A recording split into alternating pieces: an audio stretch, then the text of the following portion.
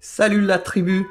Je crois que la chose la plus compliquée quand on commence à investir, c'est de choisir son investissement, de garder une certaine stratégie.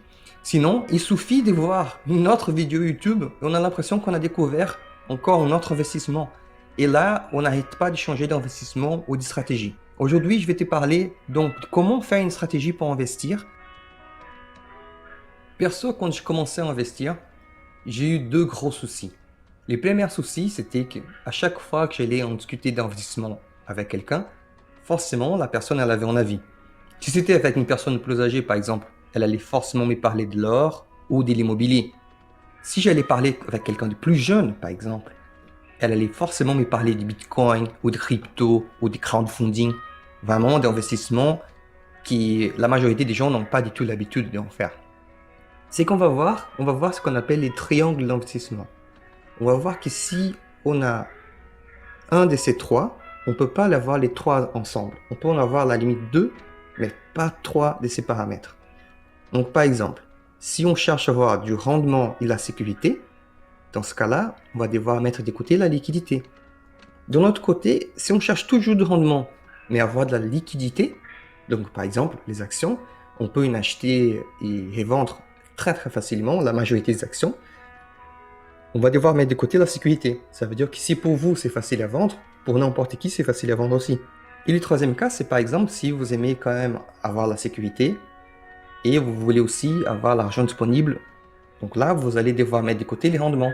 C'est le cas qu'on voit par exemple pour les livrets A. Donc vous avez la sécurité et vous avez la liquidité, mais vous ne pouvez pas avoir de rendement.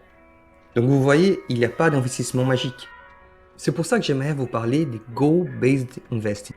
C'est l'investissement basé sur les objectifs. Pourquoi j'aime bien cette façon d'investir? Parce que je trouve que tout simplement avoir l'objectif d'être riche, d'avoir des rendements, d'avoir plus d'argent, n'a pas de sens. L'argent, elle est faite pour dépenser. C'est un moyen pour réaliser vos rêves. Et donc, vous allez vivre, vous n'allez pas mettre de côté toute votre vie pour avoir de l'argent quand vous avez 70 ans. Donc, avec le Goal-Based Investing, vous allez réfléchir par rapport à tous les événements qui vont se passer dans ta vie. Tu vas voir qui tu vas avoir besoin de l'argent en différentes étapes de ta vie. Donc, je vais vous parler des trois points importants pour pouvoir vraiment réaliser cette stratégie. La première chose, c'est ton budget.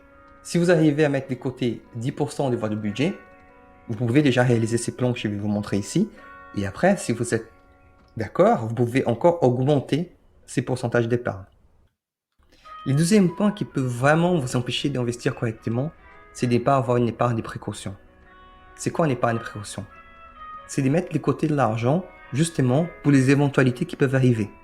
Par exemple, une voiture qui peut tomber en panne. Vous devez débourser 100, 600 euros. Si vous n'avez pas une épargne de précaution, à chaque fois, vous allez devoir mettre de l'argent que vous avez pensé à investir ou que vous avez déjà investi. Vous allez devoir couvrir ce genre de problèmes.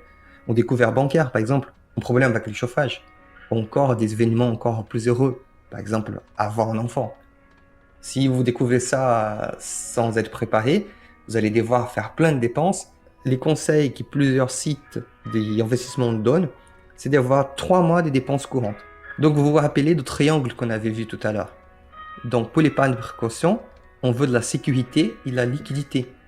Donc là, vous allez devoir mettre de côté les rendements. C'est le cas qu'on voit par exemple pour les livrets A. Ensuite, il y a un troisième aspect qui ça va vraiment vous aider à investir et réfléchir par rapport aux produits que vous allez acheter avec quel argent, c'est savoir quelle est la répartition que vous mettez pour les moyens termes et pour les longs termes. Donc voilà, on parle des moyens termes, on va dire entre 2 et proche des 10 ans. Et au-delà des 10 ans, on parle long terme. Vous pouvez par exemple utiliser la règle des 80. Vous prenez 80 moins ton âge et ça, c'est les montants à garder pour le long terme.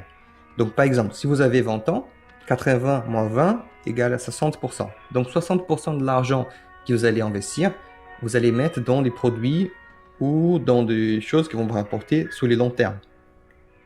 Si vous avez par exemple 60 ans, vous allez voir que vous allez mettre beaucoup moins d'argent de côté pour les projets long terme.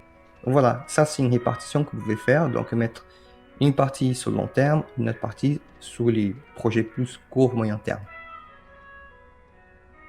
Il y a encore quelque chose de très important. Vous devez connaître quel est votre profil d'investisseur. Si vous allez sur Internet, vous allez taper test profil d'investisseur et vous allez vraiment passer par plusieurs questions. Et ensuite, vous allez découvrir si vous êtes plutôt quelqu'un qui cherche la sécurité, qui cherche les rendements, qui accepte les risques. Et ça, c'est très important. Parce qu'une fois que vous allez avoir ça, vous allez pouvoir aller sur chaque produit et vous allez connaître ce qu'on appelle la DICI, document d'information clé pour l'investissement. Dans la DICI, vous allez trouver cette barre avec les chiffres 1, 2, 3, 4, 5, 6, 7. Donc, si vous voyez un investissement qu'il est à 6 ou 7, c'est qu'il y a beaucoup plus de risques. Donc, ça veut dire que vous pouvez perdre tout votre argent, mais vous pouvez aussi avoir un rendement plus important. Mais là, il faut vraiment s'attendre que vous pouvez perdre tout votre argent. Ne croyez pas que vous avez trouvé la perle rare et que vous allez mettre tout votre argent et vous allez multiplier par 10 du jour au lendemain. Donc, dans notre sens, si vous voyez un investissement avec un risque 1 ou 2, vous pouvez être sûr que voilà, les risques sont beaucoup plus faibles. Donc, avec tout ça, on va pouvoir vraiment molder quel produit utiliser sur le moyen terme, sur le long terme. Et ça va être les sujets de la prochaine vidéo. Si vous voulez supporter la chaîne, n'oubliez pas de laisser votre like et de vous abonner. Merci beaucoup et à la prochaine vidéo.